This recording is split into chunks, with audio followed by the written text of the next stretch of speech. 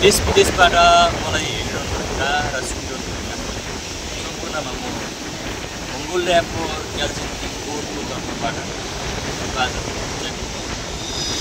आज चाहिँ म तपाईँहरूलाई लागि हाम्रो पुरानो शिशुको एउटा वाचन गर्न गइरहेको लाग्छ वाचन गर्न लाग्छ। लोकतन्त्र हाम्रो प्राण हो, सानो निवासी मङ्गोल पुर्खाको यसको नेपाल र नेपालीको स्नोको त्यागपछिको प्राप्ति हो लोकतन्त्र।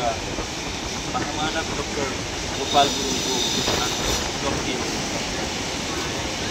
हामीले श्री निरङ्कुश राणालाई खेल्यौँ, सरकार सामन्ती राजतन्त्र ढाल्यो। अब हिन्दू आर्य साम्राज्यवादी श्री छ बाहुनहरू उल्टो गर्ने सुरु गरिसकेको छ। किनकि नेपालमा व्यवस्था फेरिए तर अवस्था फेरिएन, स्वरूप फेरिए तर रूप फेरिएन। अझ यहाँ लुकाएका छन् सत्य, छुपेका छन् सत्य, बिर्सिएका छन् न्याय, बिर्सिएका छन् अधिकार, अध्याएका छन् मानवता, बिर्सिएका छन् मानवता। तर तिमीले यो कुरा नबिर्स, बेमानी आफैद्वारा शिक्षित विनाश हो। तिम्रो विनाश निश्चित छ।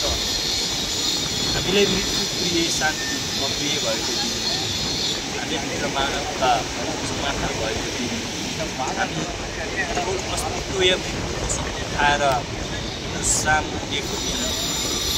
मलाई लाग्दैन जीवन त्यति प्यारो पनि छ।